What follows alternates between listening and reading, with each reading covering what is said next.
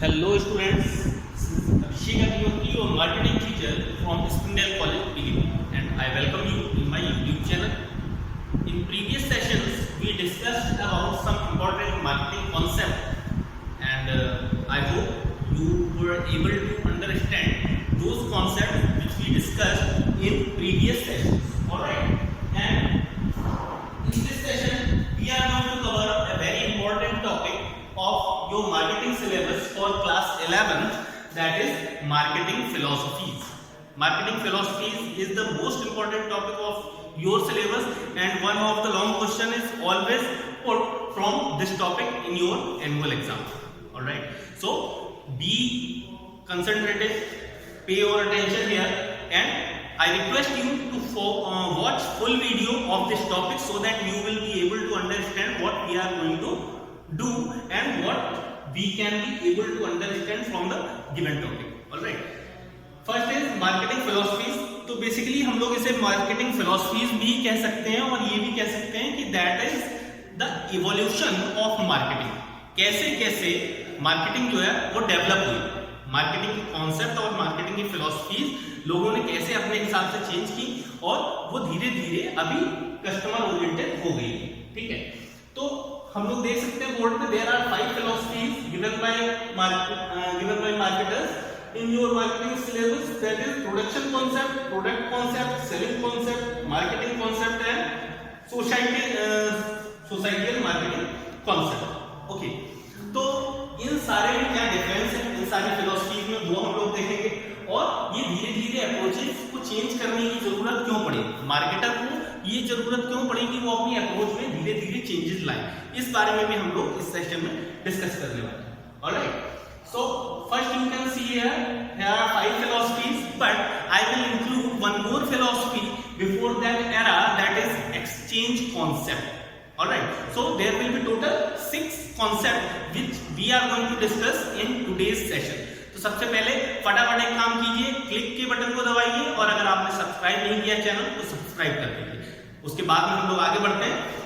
Topic की अगर हम बात करें तो production concept, product concept, selling concept, ये जो है ये आपके सारे जो है वो 90s से लेके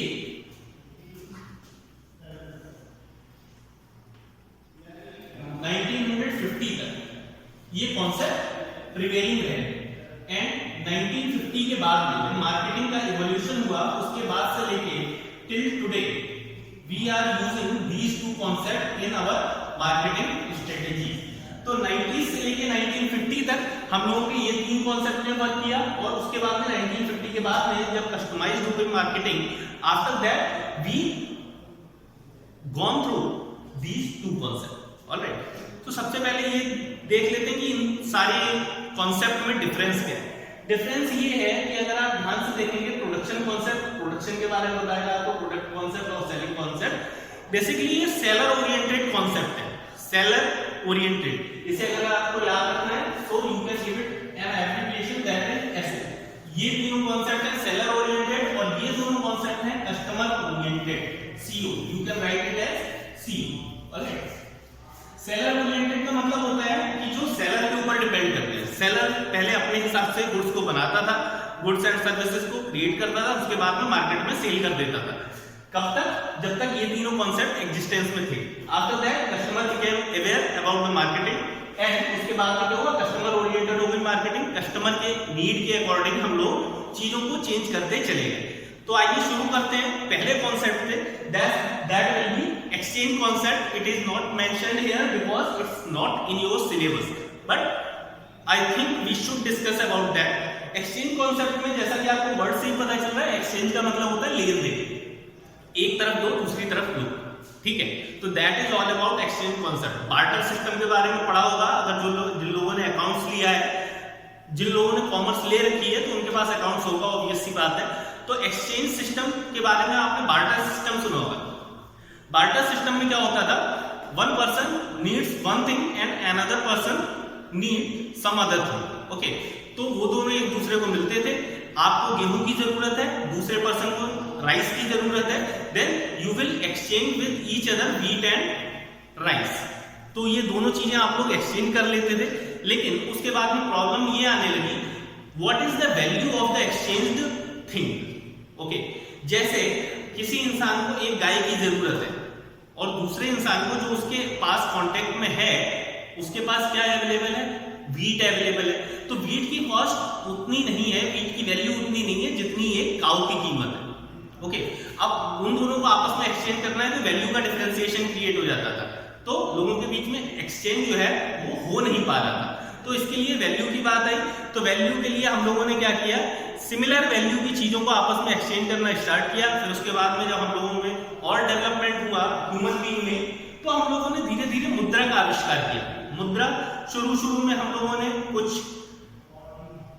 लेदर की कॉइन्स हम लोगों ने स्टार्ट किए थे। जब ह्यूमन बीइंग डेवलप हो रहा था उस टाइम पे लेदर के कॉइन्स से एक्सचेंज होता था। उसके बाद में कुछ मेटल्स के कॉइन, सोने के, चांदी के, कांसे के सिक्के चले जिसके थ्रू आप सामान को खरीद सकते थे। इससे क्या फायदा हुआ, इससे ये फायदा हुआ आपको उस नीडी इंसान को खोजना नहीं पड़ता था, उस नीडी इंसान को ढूंढना नहीं पड़ता था जो आपके सामान को ले सके। आप सिर्फ उस इंसान के पास जाएं जो बेचने को तैयार है, आप उसे कॉइन्स की फॉर्म में मनी पे करें and you will take it with you. Okay, तो एक्सचेंज सिस्टम में यही होता था, सिर्फ यहीं तक लिमिटेड था कि आप जाएं दुकान पे, आपने पैसा दिया, सामान लिया, that's all about the marketing in 90s के टाइम में सिर्फ इतना ही मार्केटिंग बोला जाता था। ठीक है, उसके बाद में then the concept came in view, that is production concept. Production concept ये कहता है that one n number of thing can be sold in the market. कितनी भी चीजें आप बना के मार्केट में बेच सकते हो, but the thing is that you have to remember, क्या ध्यान रखना पड़ेगा, that the availability and affordability, these two things you have to ensure and produce more and more. If you want to produce more and more, then क्या होगा, produce more, earn more. ज्यादा बनाएंगे तो ज्यादा कमाएंगे। आप पार्ले जी का एग्जांपल ले सकते हैं। अभी कोरोना पेंडेमिक में क्या हुआ, सबसे ज्यादा आप लोगों ने न्यूज आपके सामने आई होगी कि पार्ले जी की सेल बिस्किट्स में सबसे ज्यादा रही है इंडिया में during this corona time period. Alright, तो ऐसा क्यों था, क्यों, वो अपनी कॉस्ट को कंसिस्टेंट रखे हुए हैं, और कॉस्ट कंसिस्टेंट आप तब रख पाएंगे जब आपकी क्वालिटी स्टैंडर्डाइज हो, और दूसरा आपका जो number of production, you are doing the production in bulk, क्योंकि पार्ले जी जो है वो लार्ज स्केल पे प्रोडक्शन करता है, इसीलिए वो कम कॉस्ट में या कम प्राइस में देने को आपको तैयार हो जाता है। ठीक है, तो यही चीज थी जो रिस्पॉन्सिबल थी उसकी सेल्स को इंक्रीज करने के लिए। So you have to understand the two things, availability and affordability. Availability का मतलब है कि आपका प्रोडक्ट राइट प्लेस पे, राइट पर्सन के पास में पहुंचने के लिए तैयार हो। जैसे suppose you are manufacturing a product and you are not able to put it nearby your customer। आप अपने कस्टमर तक वो प्रोडक्ट को पहुंचाने में भी समर्थ नहीं है, तो आप क्या करेंगे, आप अपने डिस्ट्रीब्यूशन चैनल में क्या आपकी कमियां हो रही है उन्हें दूर करने की कोशिश करेंगे। सो सबसे पहले आप लोग अपने जो डिस्ट्रीब्यूशन चैनल है उसमें इंप्रूवमेंट करेंगे। So it will ensure that your product should be available at the right place to the right people. आपके जो प्रोडक्ट के कस्टमर है उन लोगों के पास आपका प्रोडक्ट अवेलेबल है। ठीक है, so for that purpose you need to understand about the availability and distribution channel. आपको डिस्ट्रीब्यूशन चैनल में इंप्रूवमेंट करने होंगे। Next is affordability. अफोर्डेबिलिटी का सीधा मतलब है कॉस्ट से। ठीक है, अफोर्डेबिलिटी का मतलब है कस्टमर के पॉकेट के अकॉर्डिंग आपका प्रोडक्ट होना चाहिए, वो आपके प्रोडक्ट की वैल्यू के अकॉर्डिंग खर्च करने को तैयार हो। ठीक है ना, पेइंग कैपेसिटी उसकी पता चला आपके प्रोडक्ट की वैल्यू, आपके प्रोडक्ट के प्राइस के अकॉर्डिंग प्रोडक्ट जो कस्टमर की पेइंग कैपेसिटी है वो अगर नहीं है, then your product will not be sold. तो आपका प्रोडक्ट क्या होगा, सेल नहीं हो पाएगा मार्केट में। तो अफोर्डेबिलिटी के लिए आपको प्राइस कम रखने पड़ेंगे, प्राइस कम रखने पड़ेंगे।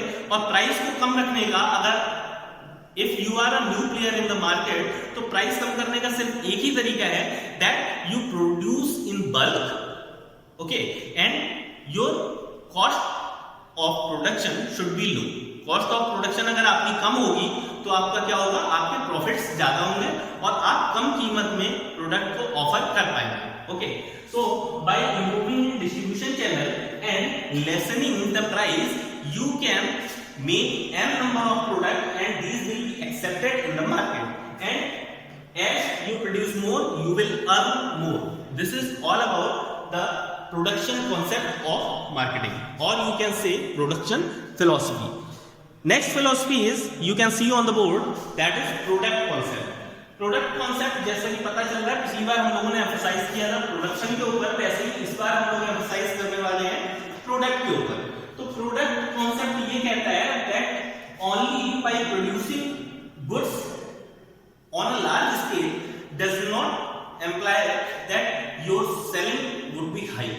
ओके, तो उसके लिए आपको क्या करना पड़ेगा, प्रोडक्ट पे भी ध्यान देना पड़ेगा. प्रोडक्ट की quality, the quality of product, performance of product and regular improvisation in your product is necessary to make your product accepted in the market. Okay, आपका प्रोडक्ट तभी एक्सेप्ट होगा that if quality, performance and improvement is done in the product. Okay, so product concept in short says that any product can be sold, या हम लोग ऐसे भी कह सकते हैं प्रोडक्ट सेल्स इटसेल्फ. प्रोडक्ट को सेल करने की जरूरत नहीं होती, प्रोडक्ट अपने आप को खुद बेचता है. प्रोडक्ट अपने आप को खुद कब बेचेगा, when your product is according up to mark on the quality benchmark and performance benchmark. इन दोनों में अगर आपका प्रोडक्ट बेटर परफॉर्म करता है तो प्रोडक्ट आपका खुद ही लोग परचेज करेंगे. And you should be doing continuous improvement in your product. ये इंप्रूवमेंट कस्टमर की तरफ से नहीं, ये जो सेलर होता है, जो मार्केटर होता है, वो वॉलंटरी अपनी तरफ से करता है. ठीक है, so you should know that product concept tells that product sells itself. Product में क्वालिटी और परफॉर्मेंस अगर बेटर है तो प्रोडक्ट अपने आप को खुद बेचने में सक्षम होता है. Okay, so this is all about product concept. Next one is selling concept. जब प्रोडक्ट में इंप्रूवमेंट भी होता रहा और प्रोडक्शन भी लार्ज स्केल पे होता रहा, लेकिन उसके बाद में क्या हुआ, ये कॉन्सेप्ट जब सभी अप्लाई करने लगे तो मार्केट में प्रोडक्ट्स की एक बाढ़ आ गई. ठीक है, there were n number of products for the same need for customer available in the market. Okay, तो बहुत सारे प्रोडक्ट ऐसे थे जो मार्केट में अवेलेबल हो गए and there was a high competition prevailing in the market. So marketer were needed to change their marketing strategy for increasing their sales and consecutively their profits. Okay, selling concept क्या कहता है, you should produce on large scale selling and promotion. You should invest much on large scale selling and promotion. उसके लिए क्या होगा, आपको अपनी distribution team को ज्यादा से ज्यादा ट्रेन करना पड़ेगा, ट्रेनिंग देनी पड़ेगी उन्हें, जिससे आपके प्रोडक्ट की सेल ज्यादा से ज्यादा हो पाए. You should make your product available at every place. Okay, इसमें आपको जो आपका टारगेट मार्केट है उसका साइज इंक्रीज करना होगा और आपका सेलिंग के जो चैनल है उनको भी, नंबर ऑफ चैनल को भी इंक्रीज करना पड़ेगा. तो बेसिकली सेलिंग कॉन्सेप्ट ये कहता है ज्यादा से ज्यादा सेल करें तो आपकी कंपनी का ज्यादा से ज्यादा प्रॉफिट होगा. पहला कॉन्सेप्ट क्या था, product should be available at the right place and it should be affordable. Second concept था, only these two things are not necessary, you should do continuous improvement and quality improvement in your product. At third place, it is selling concept, which says that selling should be done on a large scale and promotion should be also done by frequently. Alright. Next, after 1950, marketing concept came into view. 1950 के बाद में marketing concept हम लोगों के सामने आया. उसमें हम लोगों ने क्या देखा कि हम लोग सेलिंग पे ज्यादा ध्यान दे रहे थे. सप्लायर जो है वो अपने थिंकिंग के हिसाब से, अपनी समझ के हिसाब से प्रोडक्ट को बना रहा था और सोच रहा था कि हमने ये कस्टमर को बेस्ट थिंग ऑफर कर दी है. लेकिन क्या ऐसा जरूरी है कि कस्टमर को वही चीज की रिक्वायरमेंट होगी? नहीं, इसमें ये भी हो सकता है कस्टमर की नीड कुछ और है और प्रोडक्शन आप किसी और चीज का कर रहे हो, so you were not successful in the market place and your market share was not increasing. तो मार्केटर ने क्या किया, the next concept came into view in market, that is marketing concept. In according to this concept, need and want of customer should be satisfied. आप पहले क्या कर रहे थे, अपनी समझ के हिसाब से प्रोडक्ट को बना रहे थे और उसके बाद में कस्टमर को ऑफर कर रहे थे. ओके, अभी इस कॉन्सेप्ट में क्या हो रहा है, पहले आप कस्टमर के नीड को समझ रहे हैं, उसके लिए क्या करना पड़ेगा, आपको सर्वे करना पड़ेगा मार्केट का, and you have to first decide that what is your target market. Target market आप कब डिसाइड कर पाओगे, जब आपको ये पता होगा कि आपका टारगेट सेगमेंट कौन है और उन लोगों की नीड क्या है, और इन लोगों की नीड के अकॉर्डिंग क्या आप प्रोडक्ट बना सकते हैं। ओके, अगर आपके प्रोडक्ट, सपोज आपने अपने प्रोडक्ट को इस तरह से उसका प्राइस रखा है कि अगर 10,000 to 20,000 अगर किसी की अर्निंग है पर मंथ, अगर इतनी अर्निंग है तो उन लोगों को आपने अपने टारगेट सेगमेंट में रखा है, लेकिन आपका जो प्रोडक्ट है वो इतना कॉस्टली है कि वो 10,000 से 20,000 वाला अर्निंग वाला बंदा जो है वो ले ही नहीं सकता।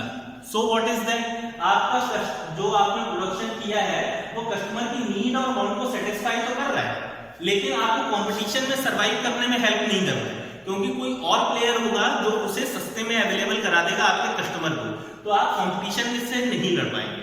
तो in marketing concept there are two factors, you have to satisfy the need and want of customers. Okay, customer satisfy होना चाहिए, and you have also to fight with existing competition in the market. Alright, last concept is societal marketing concept. अगर हम लोग बात करें societal marketing की, हम लोगों ने स्टार्टिंग में ही जब मार्केटिंग की इंट्रोडक्शन की बात चल रही थी, that we discussed in previous videos, marketing always work with the coordination of three things, that is first is customer, second is marketer and third is society.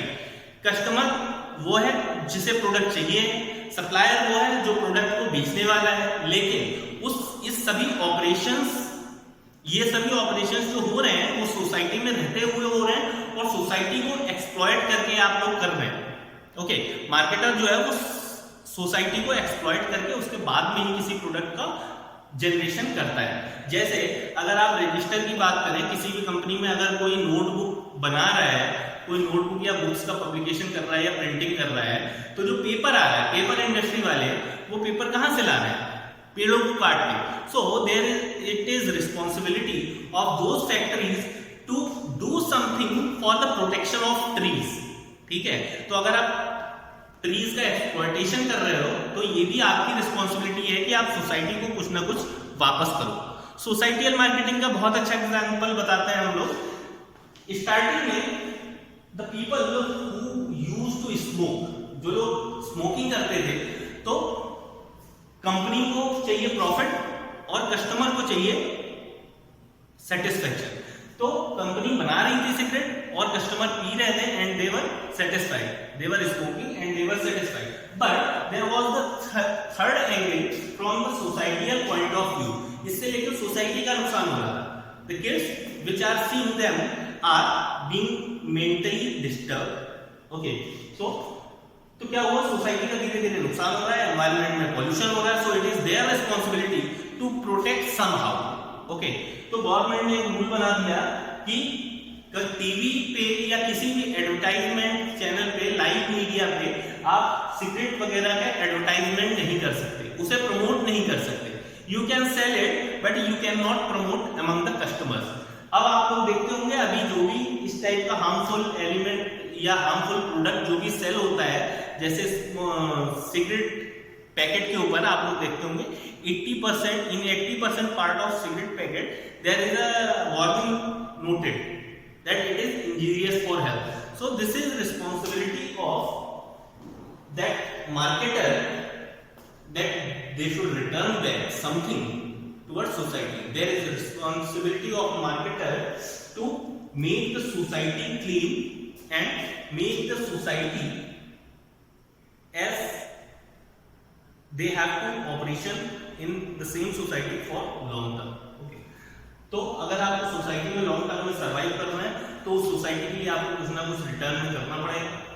तो ये आपका था societal concept that works on the three dimensions. First is supplier, second is consumer, and the third dimension of this societal concept is society. तो society को ध्यान में रखते हुए अपनी मार्केटिंग एक्टिविटीज को परफॉर्म करना, that is all about societal marketing concept. We also know it as holistic marketing concept. अगर होलिस्टिक मार्केटिंग कॉन्सेप्ट आता है तो ओवरऑल सोसाइटी का ध्यान में रखते हुए कस्टमर की नीड एंड वांट को सेटिस्फाई करना ही क्या कहलाता है, societal marketing concept. So guys, this is all for today, and I hope you are clear with all these 5 concepts of marketing. And if you have any type of query, any type of doubt, then you can write it in comment box. Till then, take care. Thank you.